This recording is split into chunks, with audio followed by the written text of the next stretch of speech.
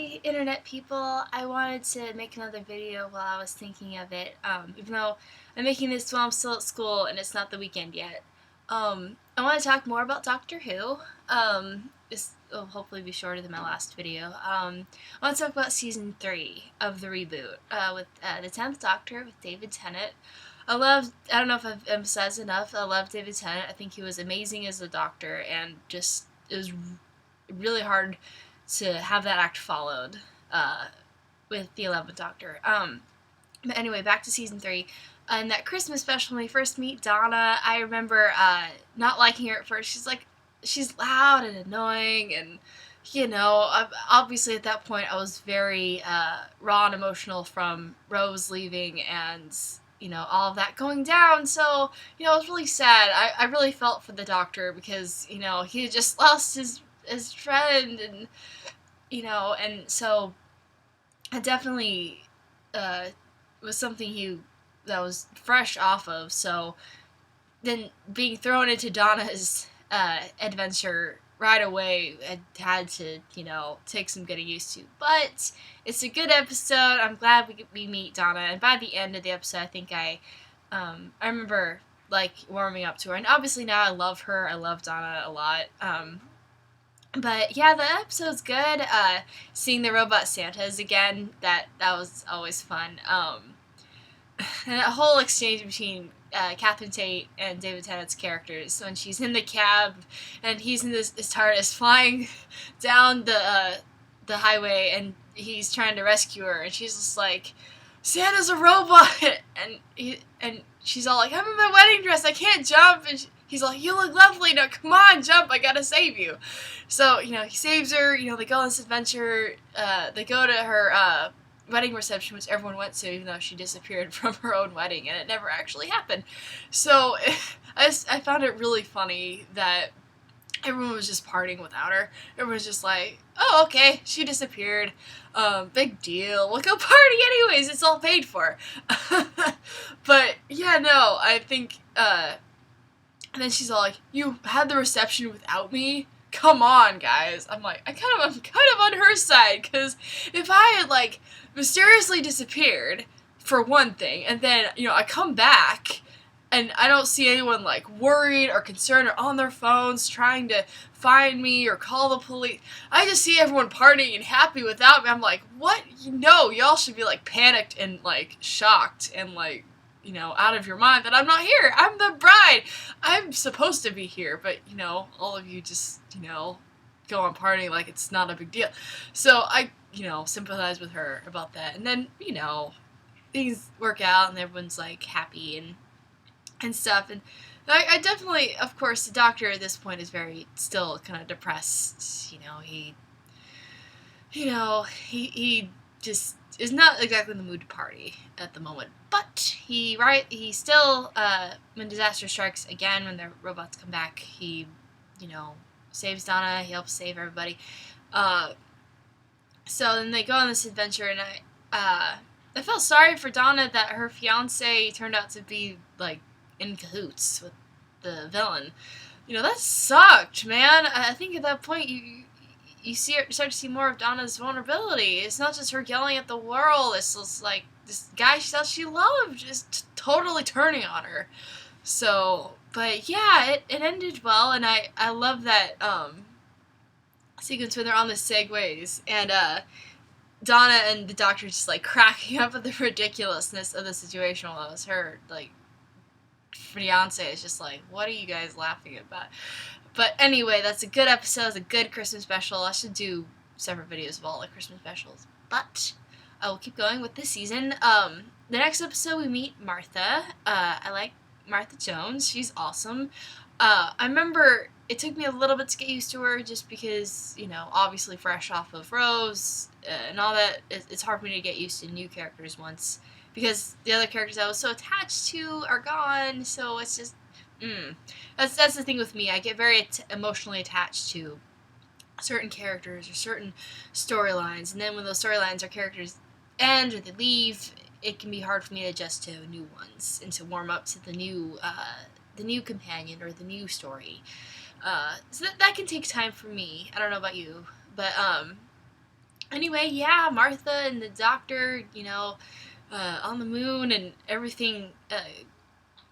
Kind of, it's fun. It's a fun adventure, and I thought it was cool how the doctor just went back in time, just to like stop her in the street randomly, and then walk away. I think that was a fun little trick. That's what he calls it anyway, a cheap trick. You know, it was interesting. So anyway, yeah, Martha kind of becomes a new companion. I haven't seen a lot of the beginning of season 3 ones for a while because some of them I don't like. But yeah, I haven't seen Gridlock in a long time. I think I've only seen that once or maybe twice, but it's been a few years. I should see those again. I remember not really liking the Daleks in Manhattan, Evolution of the Daleks two-parter. Some things are good about it, but I don't know. It just kind of weirded me out. So I can't really honestly review those because it's been a long time.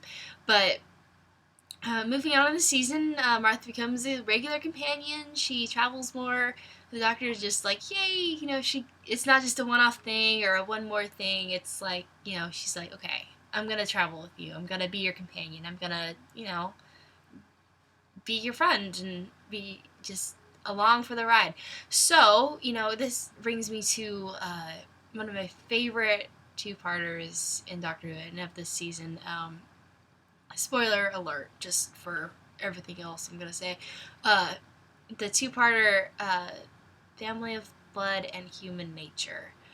Now, at this point, in the past, I was still kind of warming up to Martha. I wasn't sure how I felt about her falling in love with the Doctor too, because, I don't know, it just felt a little bit redundant at that point.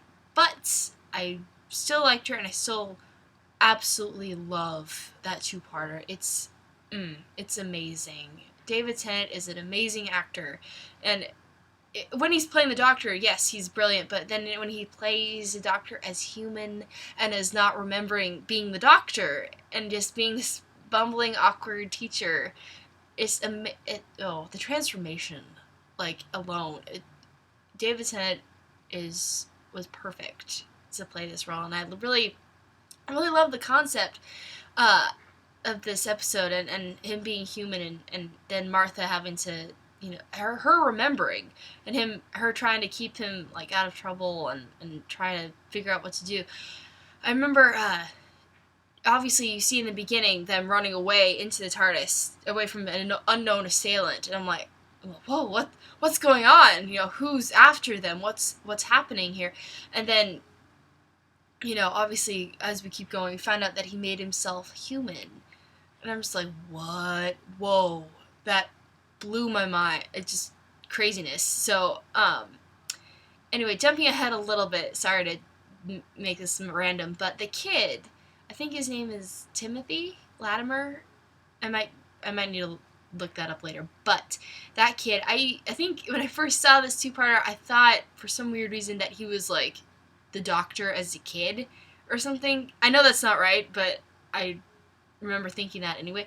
But yeah, it was cool that he kind of had powers and he could kind of sense the watch and the fob watch that the Doctor kind of stored his essence in. I thought it was neat that there was a human who had powers that could sense that. So that was a really interesting touch. I really liked how that played into the story. And how he could protect it and how he could, have a part to play and feel significant.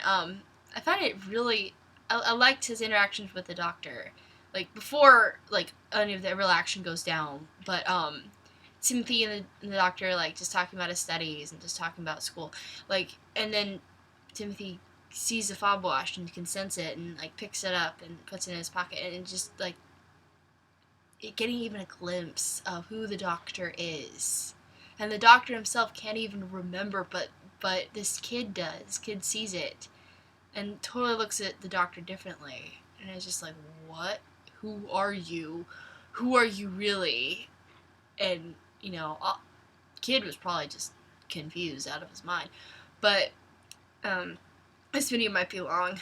Sorry. But I have a lot to say about Doctor Who, because I love it so much. But, yeah, the whole episode, Martha trying to trying to keep it together, trying to figure out what to do, trying to look out for the doctor, and her sarcasm is just, I love her sarcasm a lot. Just like, being told off for not knocking before entering the room, whatever. I remember liking, kind of thinking that Joan and John Smith were cute, in their own way, kind of adorable.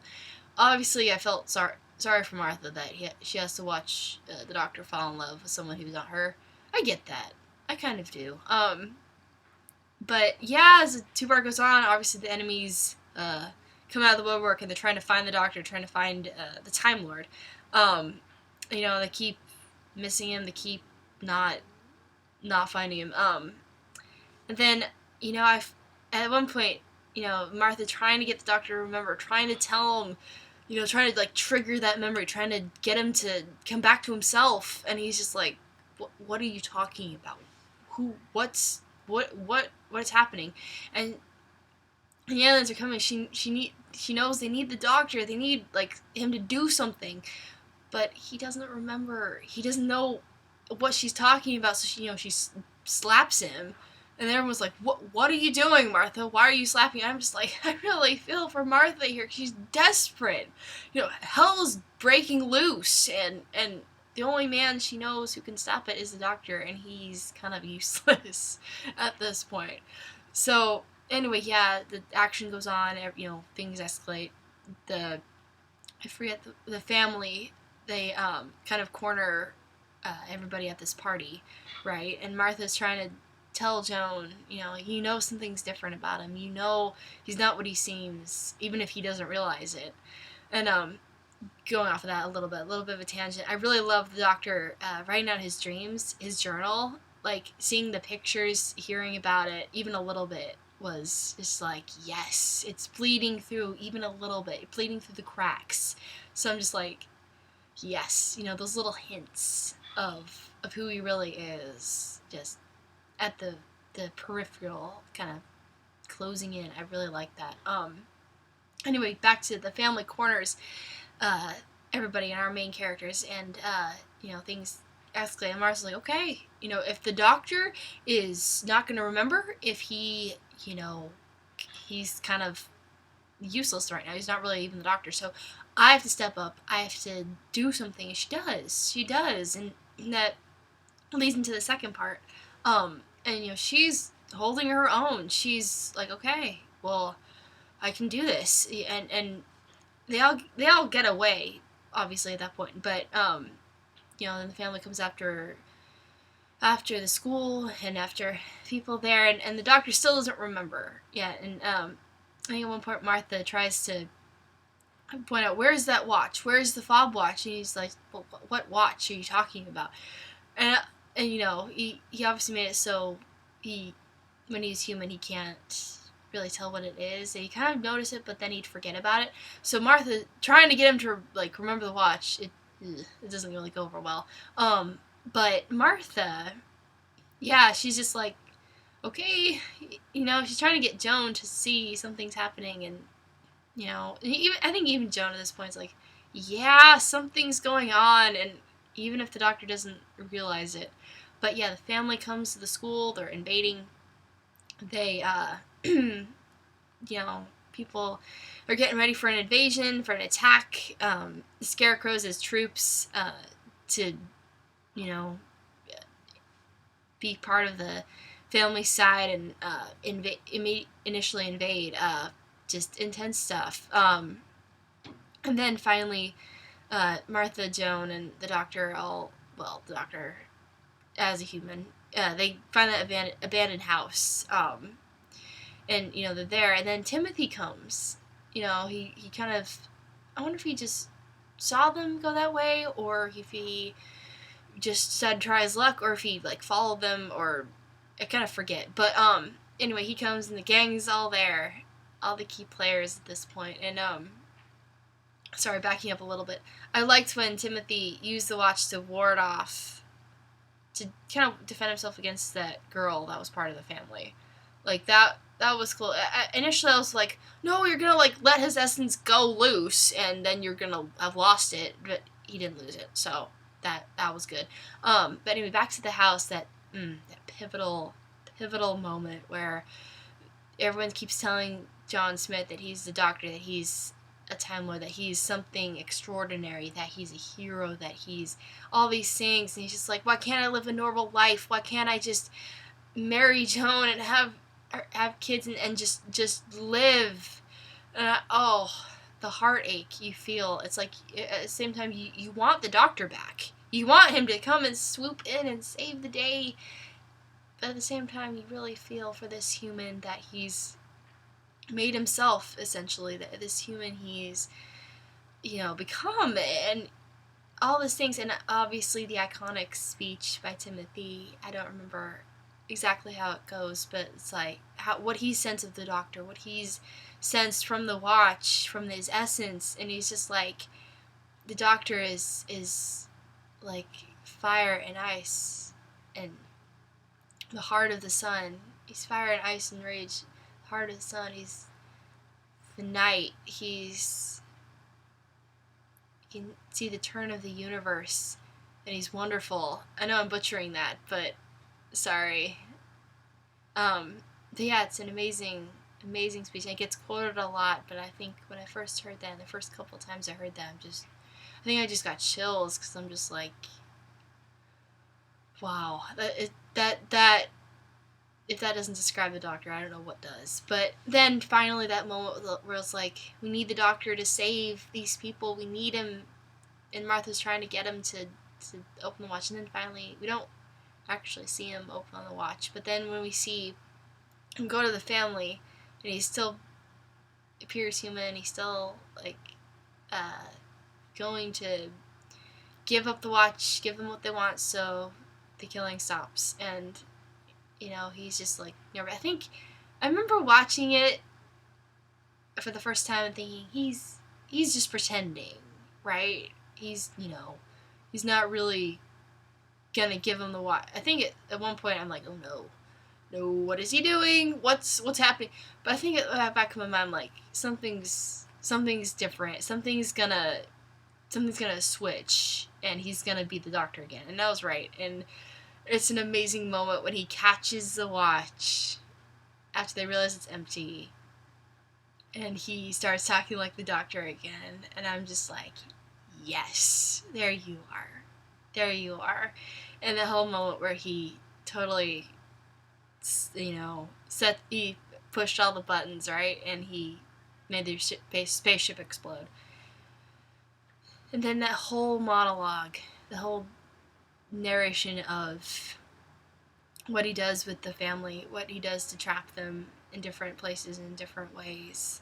I found that really interesting and chilling, yes, but interesting. The wrath of a Time Lord, the fury of a Time Lord, that he ran and hid because he was being kind, because he wanted to spare them his wrath, but it came to a point where he couldn't spare them anymore. So yeah, I feel like I definitely want to go back and watch. I mean, I love those. I've seen them a lot. Go back and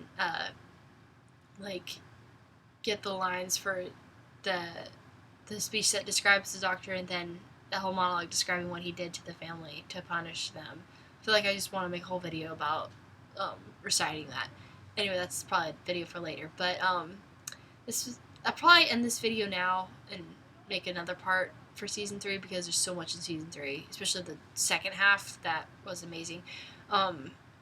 Because this two-parter I think this two-parter is where season 3 was really starting to get good.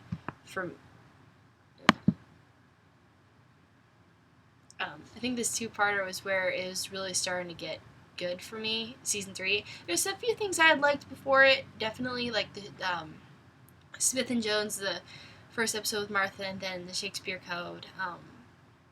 Then there might have been one or two others, but I think this two-parter was just like, whoa. There's the Doctor Who I know and love. Then obviously after that I got to the episode I initially started with, Blink, and I was finally caught up.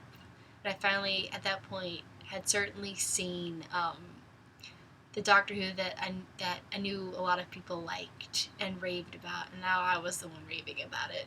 So I think I'll end this video now. I think I might make a second video, maybe even after this. But yeah. So thank you for watching. If you watched this whole thing, it wasn't about all of season 3, as it turns out, but it was about kind of roughly the first half, and then I'll do about the second half later. But please like and subscribe if this is something you liked watching and that you enjoy hearing about Doctor Who. And there will definitely be other fandoms in the future.